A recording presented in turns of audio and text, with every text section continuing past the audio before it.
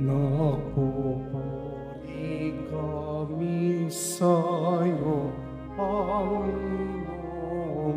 Jesucristo. Napupuri kami sa'yo, Panginoong Jesucristo. Sinabi nga kong mga kasalanan ay talikdan, pagsuway ay pagsisihan, maghahari ng lubusan ang poong Diyos ng may kapal. Nagpupuri kami sa'yo, Panginoong Jesucristo. Sumainyo ang Panginoon. At sumayo rin. Ang pagpapahayag na mabuting balita ng Panginoon ayon kay San Marcos. Papuri sa iyo, Panginoon. Noong panahong iyon, lumapit ang isa sa mga eskriba kay Jesus at tinanong siya, alin pong utos ang pinakamahalaga? At sumagot si Jesus, ito ang pinakamahalagang utos. Pakinggan mo, Israel, ang Panginoon ng ating Diyos, siya lamang ang Panginoon. Ibigin mo ang Panginoon mong Diyos ng buong puso, ng buong kaluluwa, ng buong pag-iisip at ng buong lakas. Ito naman ang pangalawa. Ibigin mo ang iyong kapwa gaya ng iyong sarili. Wala nang ibang utos na higit pa sa mga ito. Tama po, Guro, wika ng eskriba. Totoo ang sinabi ninyo, iisa ang Diyos at wala nang iba liban sa Kanya. At ang umiibig sa Kanya ng buong puso, ng buong pag-iisip at buong lakas, at ang umiibig sa kapwa gaya ng kanyang sarili ay higit na mahalaga kaysa magdala ng lahat ng handog na susunugin at iba pang mga hain. Nakita ni Jesus na matalino ang kanyang sagot, kaya't sinabi niya, malapit ka nang mapabilang sa mga pinaghaharian ng Diyos. At wala nang nangahas magtanong kay Jesus mula noon. Mga kapatid ko, ang mabuting balita ng ating kaligtasan.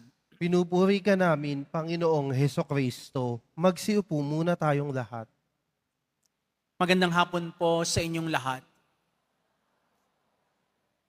Nilalakbay natin ang panahong ito ng Kwaresma upang matunto natin ang pinakamahalagang yugto ng buhay pananampalataya natin, kung saan maisasalarawan doon sa ipagdiriwang natin ang pagmamahal ng Diyos sa tao, kung paanong ibinunyag, kung paanong ipinakilala ng Diyos sa atin ang tunay at siyang pinakamahalaga sa lahat. At hindi walang iba kundi ang umibig. Ano ang ginawa ng ating mahal na Panginoon Nazareno habang siya'y nakabayubay sa krus? Pinakinggan niya ang kalooban ng Ama. Hindi ba't ito ang isa sa pinakaunang utos? Pakinggan mo, Israel, ang iyong Diyos. Ito ang isang hakbang upang matunto natin ang pinakamahalaga sa lahat ng mga utos. Makinig ka muna bilang isang deboto. Pakinggan mo ang kalooban ng Diyos sa iyo. Pakinggan mo ang kanyang salita sa pamamagitan ni Jesus, sa pamamagitan ng mga pagbasa. At kapag natuto tayong makinig sa Panginoon, doon natin maunawaan, dinadala tayo sa pinakamahalagang bagay, ang ibigin ng Diyos na higit sa lahat. At kagaya ng pag-ibig sa Diyos, ibigin din ang iyong kapwa katulad ng pag-ibig sa sarili. Hindi natin yung paghihiwalay ang dalawang mahalagang utos na ito. Nung tinanong si Jesus ng isang eskriba, ano po sa mga ito ang pinakamahalagang utos? Tumigil ba si Jesus doon sa ibigin mo ang Diyos na higit sa lahat ng buong buo, ng buong pagkatao? At ang ikalawa ay katulad nung isa, hindi niya pinaghiwalay, hindi niya pinag-iba. Laging magkasama ang pag-ibig sa Diyos at pag-ibig sa kapwa. Kapag meron kang tinanggihan isa sa mga iyon, maliligaw tayo ng uri ng pag-ibig. Maaring huwad ang uri ng pag-ibig natin kung tayo pipili lamang sa isa. Ngunit sa dalawang iyon, alam natin ang tila mas mahalaga, ang unahin ng Diyos higit sa lahat at ang kapwa ay ibigin katulad ng pag-ibig sa sarili. Paano natin malalaman? Paano natin mabavalidate kung tama ang pag-ibig na siyang ibinibigay natin? Unang-una, katulad ng pag-ibig ng Diyos, ang pag-ibig ay dapat matutong magbigay. Kapag wala kang naramdamang nawawala sa iyo habang ikaw ay umiibig, baka sarili lamang iniibig natin. Kapag ikaw ay nagmahal, kasunod nito ay ikaw ay nagbibigay. Hindi lamang ng bagay na material, kundi ng iyong panahon, ng iyong lakas, ng iyong buong puso, ng iyong buong buhay. Kapag nagmahal, hindi maaring hindi ka mag-abot. Kapag nagmahal, hindi maaring hindi ka mawalan o maubusan. Kapag ikaw ay nagmahal, laging mayroong pagbibigay. Nasubukan niyo na bang magmahal? Hindi ba't meron kayong ibinibigay? Ano man ang meron tayo, kaya nating ibigay, kaya nating isanla, kaya nating maubusan alang-alang sa ating minamahal, sapagkat iyan ang isa sa mga katangian ng tunay na pag-ibig.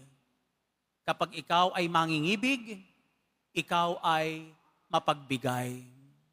Pangalawa, ito'y totoong-totoo sa ating buhay.